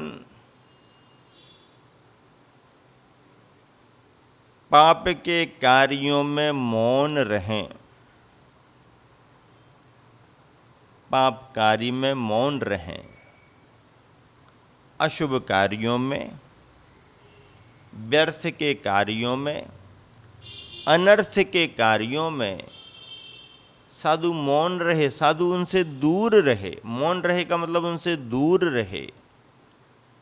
शुभ कार्यों में लगेगा, शुद्ध की निरंतर भावना भाएगा, अशुभ से निरंतर बचेगा, पाप कार्य से हमेशा बचेगा। क्यों? क्योंकि साधु का जीवन अशुभ से बचने का जीवन माना जाता है। नीतिकारों ने अलग अलग जगह नीतियां लिखी हैं और एक नीति मुझे याद आ रही है। उद्योगे नास्ति दारिद्र्यम, जपतो नास्ति पातकम, मौनेन कलहो नास्ति नास्ति जागरतो भयम। कोई उद्यमशील है, मेहनत कर रहा है, पुरुषार्थ करता रहता है, तो ध्यान रखना उस उद्यमी को दरिद्रता नहीं आएगी। संपन्नता जल्दी जल्दी बढ़ जाए ये बात मैं नहीं कह रहा हूँ। मेहनत बहुत जल्दी रंग ले आएगी ये भी नहीं कह रहा हूँ। लेकिन जब भी रंग आएगा मेहनत से ही रंग आएगा। जब भी दरिद्रता कम होगी पुरुषार्थ से ही कम होगी। इसलिए पुरुषार्थवान व्यक्ति निरंतर उद्यम करने वाला व्यक्ति, मेहनत करने वाला व्यक्ति धीरे धीरे अपनी दरिद्रता को, अपनी गरीबी को दूर कर लेता है, दूर कर लेता है। इसलिए हर व्यक्ति को मेहनती होना चाहिए, न्याय नीति से मेहनत करना चाहिए। धंधा बड़ा ही किया जाए ऐसा नहीं है, छोटी पूंजी से भी किया जा सकता है, छोटे रूप में भी किया जा सकता है। व्यक्ति जब मेहनत करने पर उतरता है तो छोटे छोटे काम धंधों में भी पैसा कमा लेता है। पैसा तो किसी भी रूप में भी कमाया जा सकता है। धंधे बड़े ही होते हैं, बड़े स्तर पर ही होते हैं। जिनके पास पूंजी है, जिनके पास साधन है, उनका उनके हिसाब से चलेगा।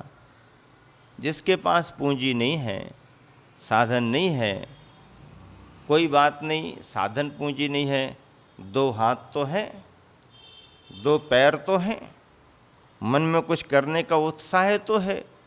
व्यक्ति अकेला भी कहीं पर खड़ा हो जाए और कुछ काम करना शुरू कर दे तो अपना पेट तो भर ही सकता है और अपने परिवार का भी पेट भर सकता है।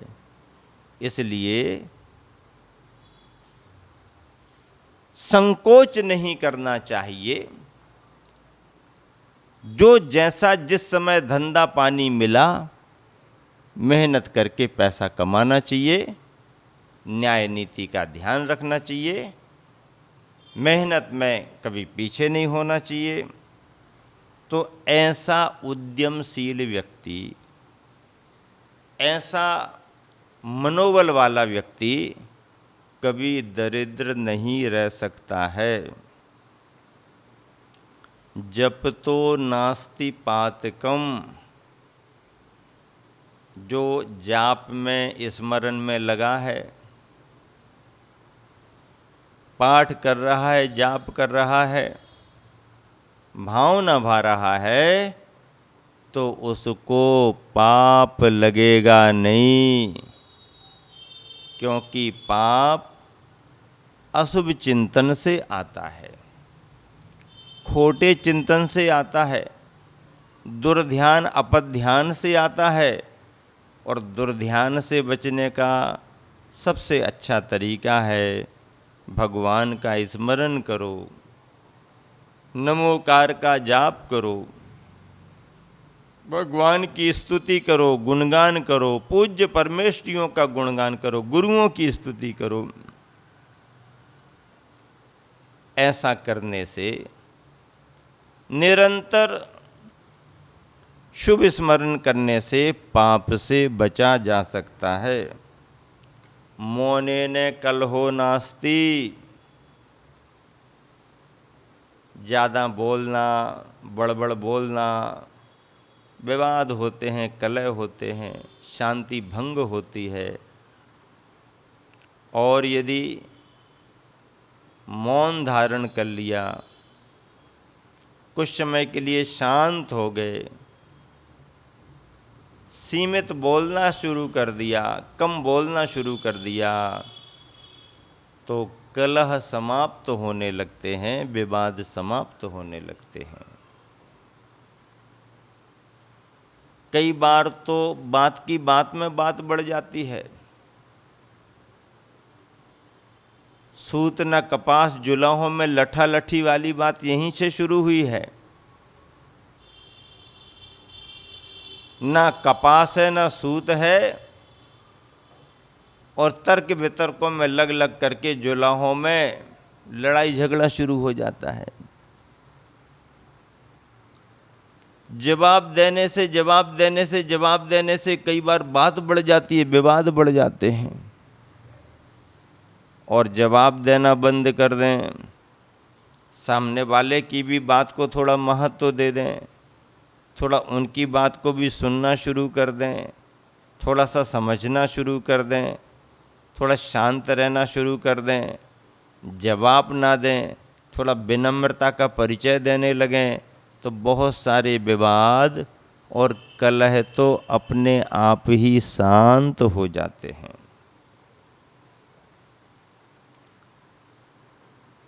मौने ने कलहो नास्ति इसलिए लिखा, और नास्ति जागृतो भयम,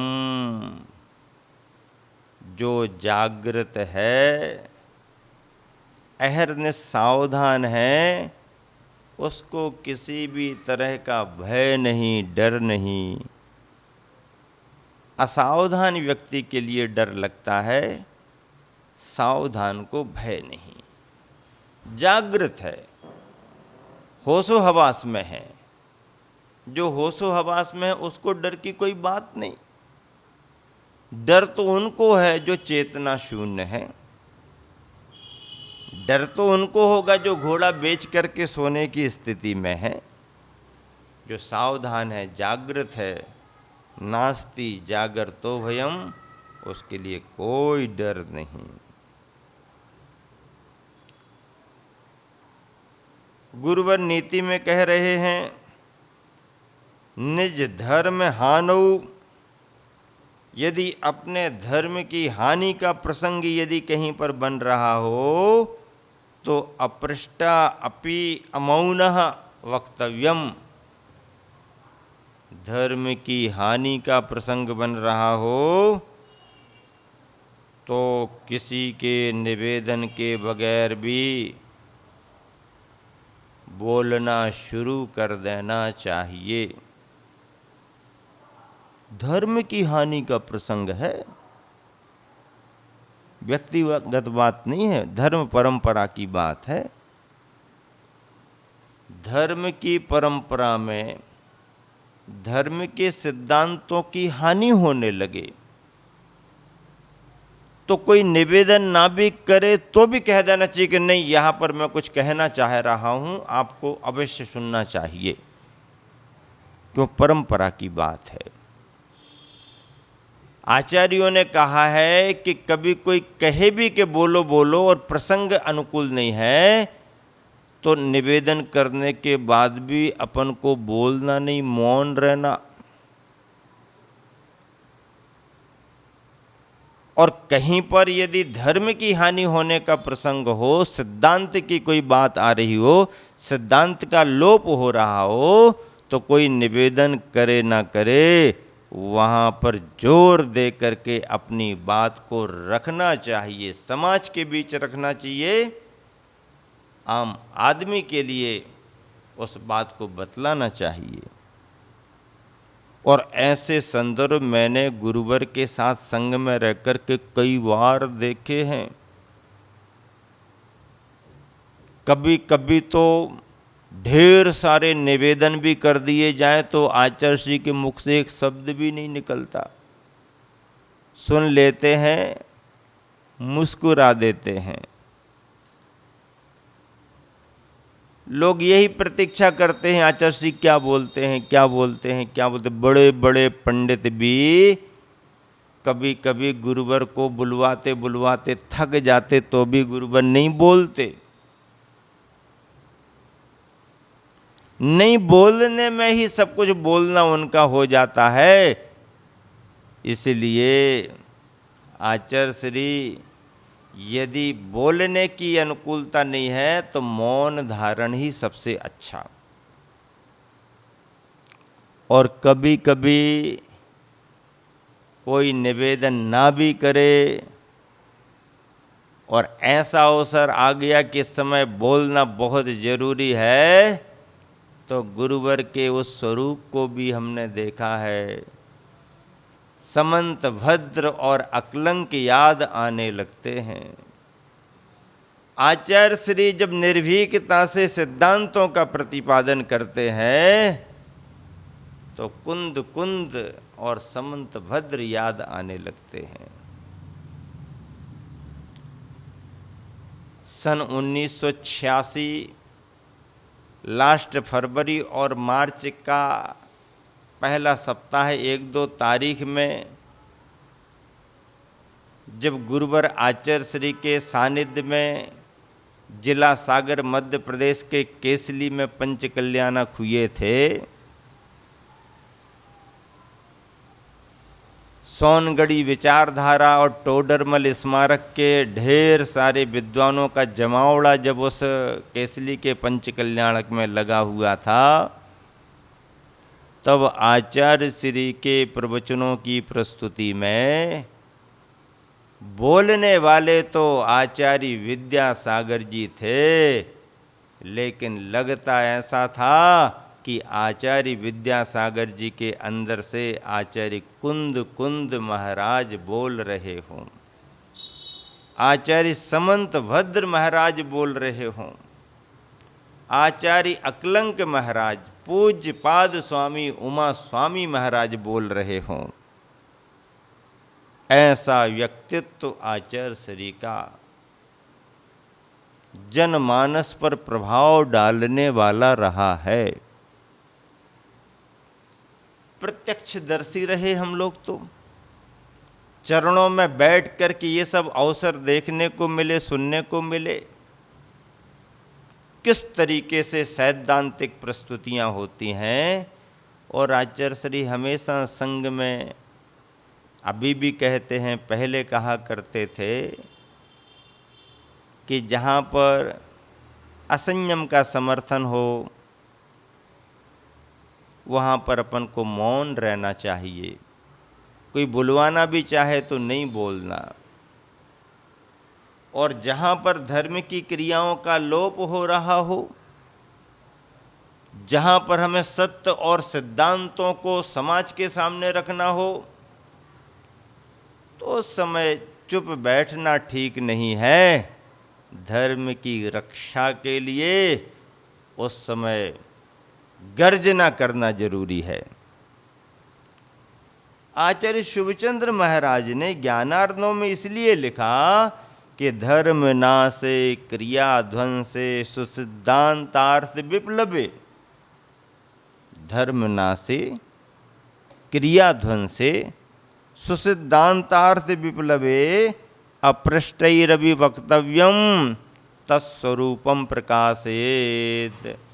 धर्म का नाश हो रहा हो, क्रियाओं का ध्वंस हो रहा हो, सुसिद्धांत के अर्थों का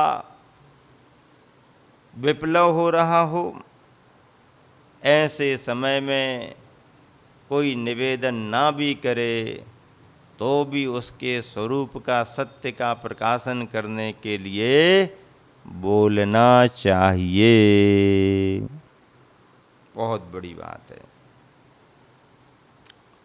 लोकेशना से दूर रहें, गवेषणा में लगे रहें। लोकेशना से डरें और गवेषणा में निरंतर लगे रहें। लोकेशना त्यागी जीवन में अच्छी नहीं, बहुत बुरी बात है। गड्ढा है, खाई है, गुरुवर बार बार कहते हैं। लोकेशना ठीक नहीं, लौकिकता ठीक नहीं। ये ऐसा रस है कि एक बार यदि लग जाए तो छूटता नहीं, और जिसके लिए लगी होती है वो व्यक्ति समझ नहीं पाता कि मैं लोकेशना में कितना लगा हुआ हूं। लोकेशना से दूर हो, गवेषणा में निरंतर अनुसंधान हो, तत्वों का चिंतन मंथन खोज हो, स्वाध्याय हो।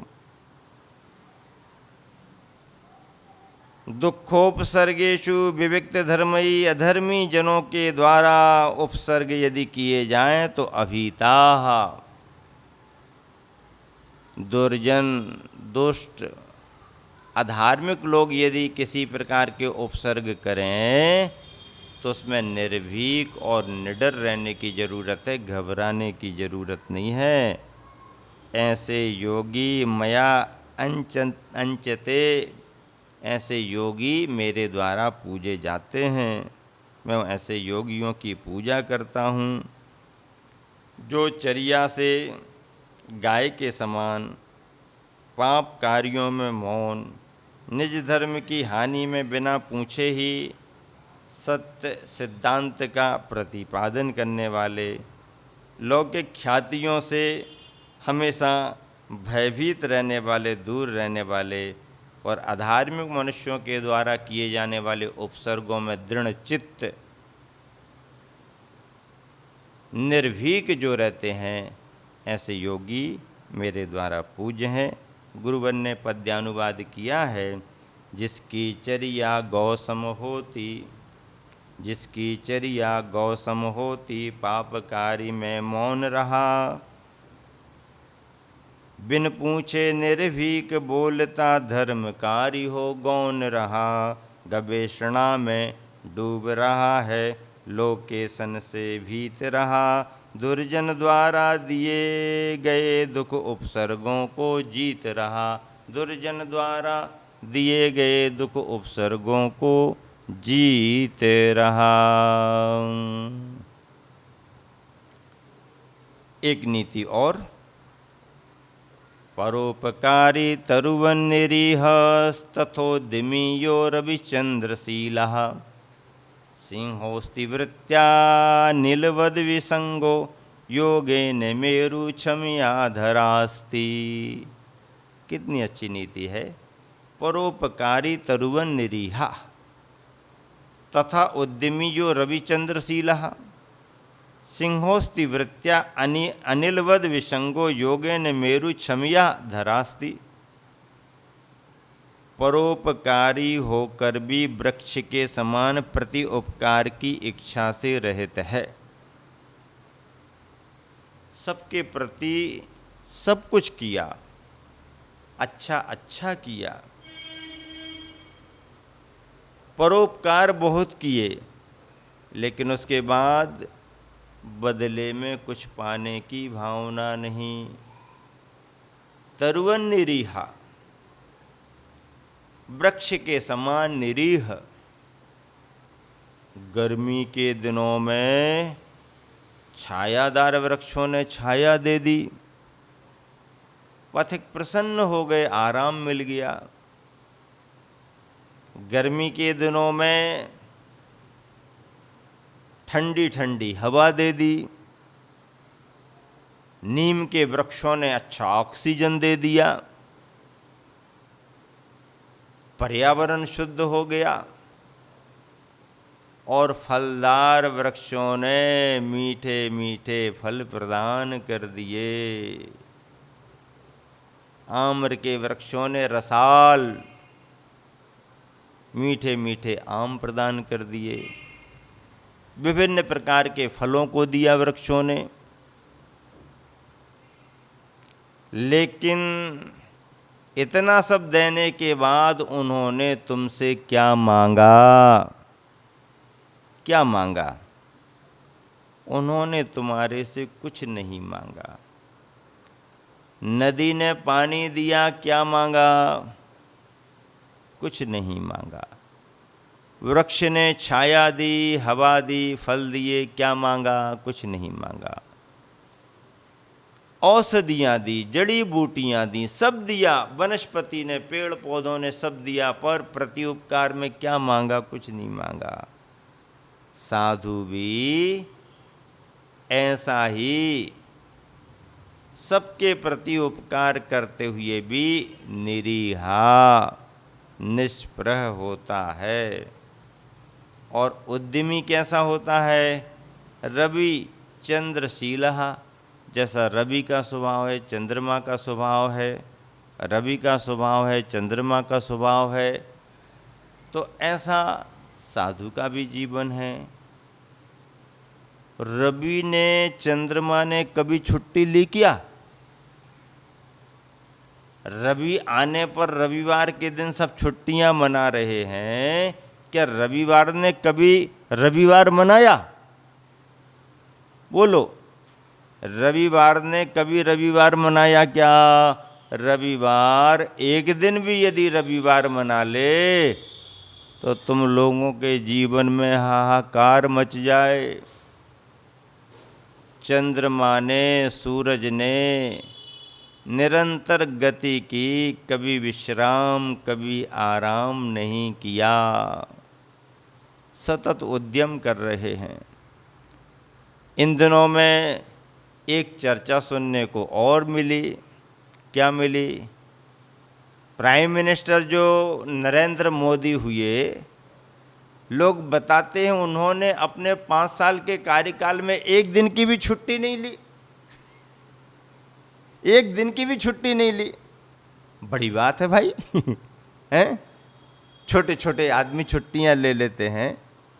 इतना बड़ा काम करने पर, इतना बड़ा भ्रमण करने पर, देश विदेशों में आने जाने पर थकान तो आती है। छुट्टी ले सकते थे, किसने मना किया छुट्टी लेने को? लेकिन लोग बताते एक भी दिन की छुट्टी नहीं ली। एक भी दिन की छुट्टी नहीं ली, इसका मतलब है कुछ ना कुछ लक्ष्य है।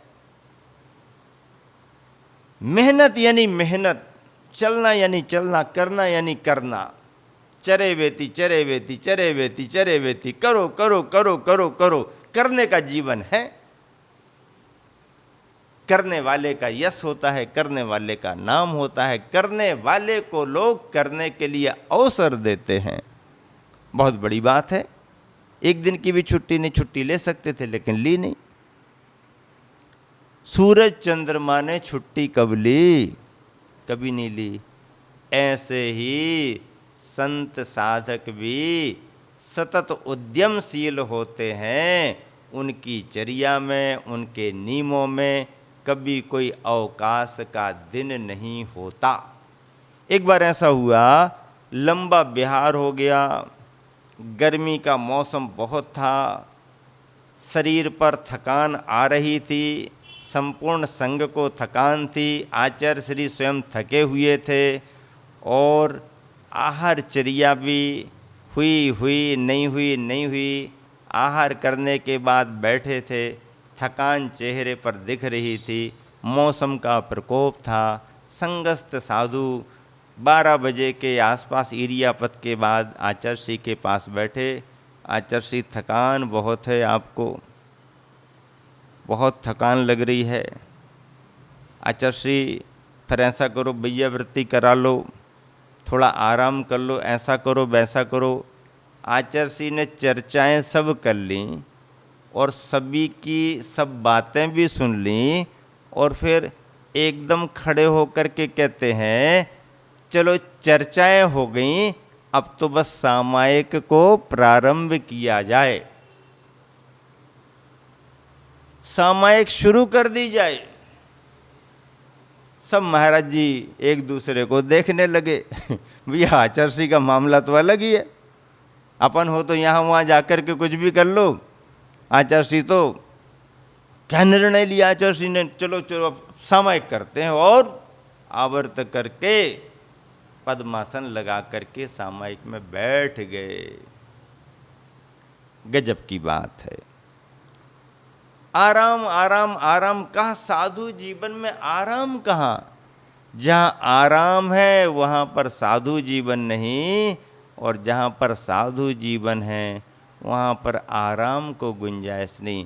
शरीर की थकान को दूर करने के लिए फिर भी आराम किया जा सकता है, लेकिन मन से तो निरंतर उद्यम पुरुषार्थ करना ही अच्छा माना जाता है। सिंह के समान स्वाभिमानी पराक्रमी वृत्ति है, हवा के समान निशंग, हवा अपने साथ कुछ लेके नहीं जाती, निशंग, और योगों में अचल मेरु सुमेरु के समान, और क्षमा भाव धारण करने में धरा के समान। धरा का नाम सर्वंसहा है। धरा निरंतर सभी को सहन करती रहती है, अच्छा बुरा सब धरती पर होता रहता है, धरती सब सहन करती है, इसलिए धरती का नाम क्षमा है, और क्षमा साधु का अपने आप में एक स्वरूप है। धरती के समान क्षमावान साधु होते हैं। एक संदर्भ में पंक्तियाँ पढ़ी थी हमने कुछ, उन पंक्तियों को सुनाने का मन हो रहा है। गहन सघन मन मोहन वन तरु, गहन सघन वन मोहन वन तरु, मुझको आज बुलाते हैं, किंतु किए जो मैंने वादे याद मुझे आ जाते हैं। गहन सघन वन मोहन वन तरु मुझको आज बुलाते हैं, किंतु किए जो मैंने वादे याद मुझे आ जाते हैं। अभी कहाँ विश्राम यहाँ यह मूक निमंत्रण छलना है, अभी कहाँ विश्राम यहाँ यह मूक निमंत्रण छलना है। अभी तो मुझको मिलो, अभी तो मुझको मिलो, मुझको मिलो मुझको चलना है। अभी तो मुझको मिलो, मुझको मिलो मुझको चलना है। चलने का लक्ष्य जिनका है, चरे वेती चरे वेती चरे वेती चरे वेती।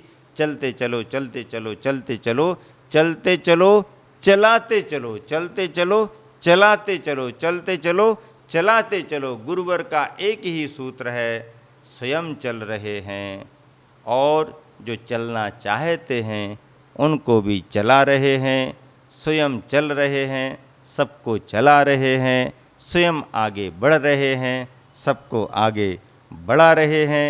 साधु के स्वरूप में यहाँ पर गुरुवर ने लिखा, शरणागत के शरण प्रदाता निरीह तरु सम उपकारी। शरणागत के शरण प्रदाता निरीह तरु सम उपकारी। नियमित उद्यम में रत रहता रवि शशि सम है तमहारी।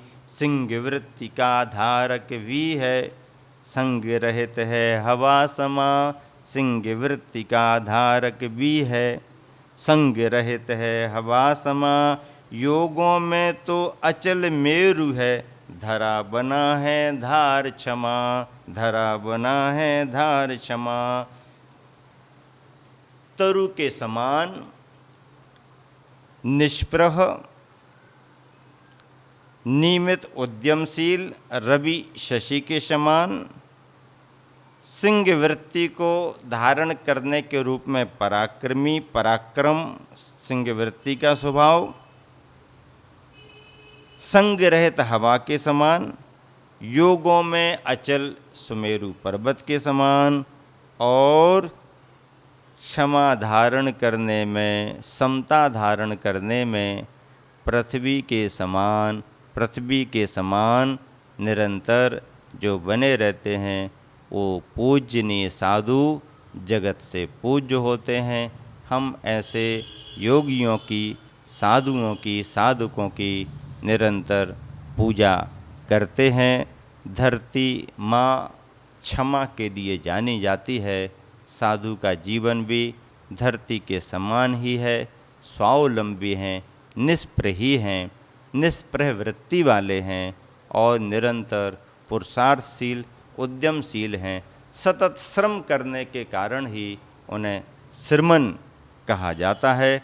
और इस तरह से गुरुवर के सुनीति शतक में 2 नीतियों के द्वारा आज का यह व्याख्यान पूरा किया जाता है। महावीर भगवान की।